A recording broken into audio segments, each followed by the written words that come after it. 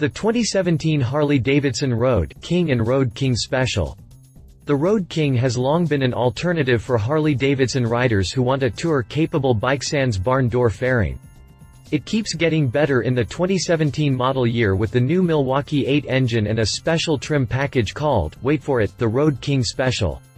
Updated looks and performance are the main selling points here, over and above the usual litany of reasons to consider the Road King, and the recent demise of Victory Motorcycles makes this ride even more important to HD in the long run. Continue reading for my review of the Harley-Davidson Road King and Road King Special. Design. Road King Special.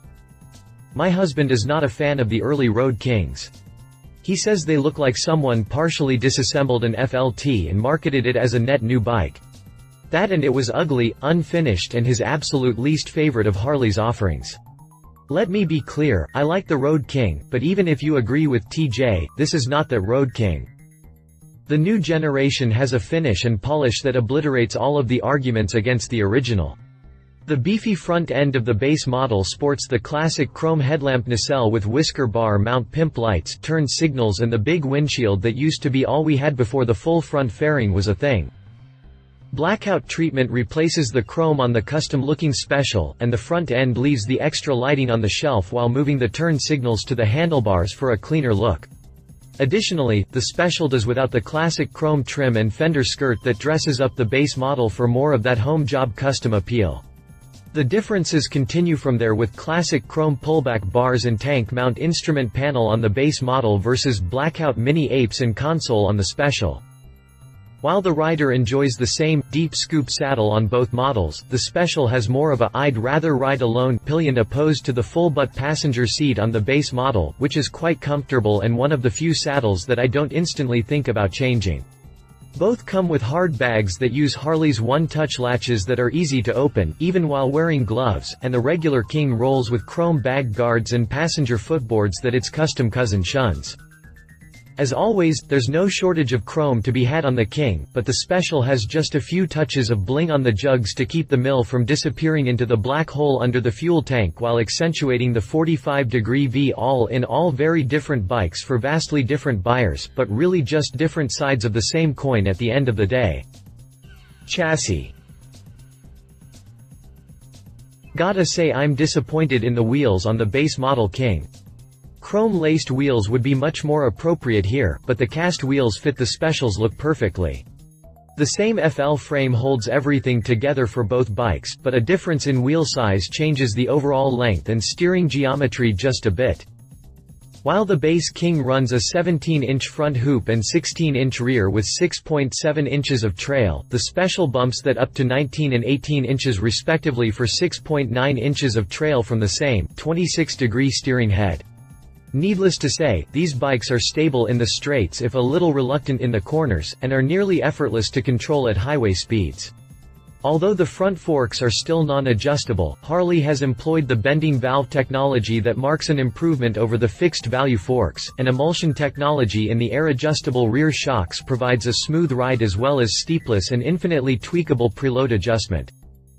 Brembo brakes provide the stopping power fore and aft with an ABS safety net available as optional equipment. What isn't optional is Harley's linked brakes that shares a certain amount of pressure between front and rear calipers for balanced, hence safer, braking. Don't worry, it only engages with pressure at the rear brake pedal, so you can still lock up the front independently for the burnout competition at your favorite crash in the grass. Seat height on the King is fairly low for a tour bike at 28.2 inches high, but the Special shaves almost a whole inch off that for a 27.4-inch unladen seat height. Drivetrain. Road King Special. Probably the most exciting news here lies with the all-new Milwaukee-Eight engine that moves past the so-yesterday twin-cam mills into what is hopefully a new era in HD engineering. Probably the most exciting news here lies with the all-new Milwaukee-Eight engine that moves past the so-yesterday twin-cam mills into what is hopefully a new era in HD engineering. This 107 cubic inch 1753 cc beast runs a typical under-square ratio with a 3.937-inch bore and 4.374-inch stroke, one of the keys to generating its unstoppable torque. At a mere 3,250 revolutions per minute, the Milwaukee-Eight pounds out a punishing 111.4 pound-feet of torque and delivers a decisive fifth-gear roll-on for passing. The 4-valve, dual-spark heads play an important role here too, and the electronic fuel injection helps the mill meet emission standards while delivering a combined 45 mpg. One thing I notice is that HD stuck to its air-cooled guns, and resisted throwing a radiator on the downtubes for at least one more generation of engines. They've also stuck to the uneven firing, 45-degree V-twin configuration while simultaneously taming the vibration at idle just a bit. Before the Harley haters wind up their whining flywheel, yeah, it's a tractor, and that's what we like about it. Either you get it or you don't. If you get it, no explanation is needed, if you don't, no explanation is possible. Competitor. For such a timeless, classic ride such as the Road King, there can be but one worthy adversary, the chief vintage from Indian motorcycles. In the looks department, both rides enjoy deep roots that go back half a century, and that clearly comes out in the design.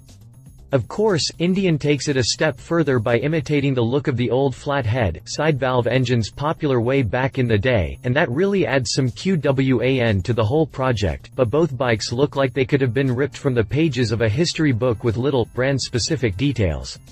I'm talking about the full skirt and Indian head fender treatment versus the classic Harley trim and skirt mainly, though Indian adds a really nice touch with its tan leather seat and bags, which is a departure from the tiresome ubiquity of the black saddle favored by Harley. Whisker bar lights and full windshields finish off the look from the front and make the final connection to days long past. Indian doesn't get too complicated with the brakes. The all-around, 300mm discs use non-linked calipers, but ABS comes as part of the standard equipment package whereas HD holds its ABS for an $800 ransom, though it's standard on the special. Suspension is likewise fairly unremarkable with neither factory availing itself of the fancy fandanglery that can be had on some of the large Euro Tourers. Power generation for the Indian falls to the Thunderstroke 111. Air-cooled and fuel-injected, it displaces 111 cubic inches 1,818 cc total, so neither the name nor the engine itself is an exercise in subtlety. Don't believe it? I invite you to grab the throttle and experience the ball-crushing 119.2 pounds of grunt for yourself and get back to me, I'll wait. HD isn't far behind with a total of 111.4 pound-feet of torque, but really, it's kind of a moot point since neither of these bikes is likely to see the business end of a drag strip, and both are plenty capable of delivering the fun on the highway. Pricing is close enough to suggest collusion with a $19,999 tag on the Chief, and a range of prices from $18,999 on up through $21,399 on the Road King, depending on color. Hate to say it guys, you're both a little bit too proud of your products. He said. My husband and fellow motorcycle rider, TJ Hinton, says, I'm really pleased with the direction Harley went with its Road King special. Blackout is hot nowadays, just as has been with custom builders for decades now, and the finished look just really blows away all of my complaints about the original Road King. Oh, well, I'll just have to pick another to be my least favorite. The Street Glide is a strong contender for that title with its butt ugly, shark nose fairing, but that's a story for another day. She said. For a big heavy bike, this thing handles like a dream and it corners surprisingly well for its class. For the competitor, I went with an Indian, but if engine size weren't a consideration, I'd probably go with the California 1400 Touring from Moto Guzzi. I think that classic look would appeal to the same buyer that would be looking at a Road King, and at $18,490, he'd get a little break on the price. I'm not a fan of the mini apes on the new special, but I know plenty of folks out there that will go apeshit over it. Specifications. If you liked this video, please share your thoughts in the comments below and don't forget to hit the subscribe button.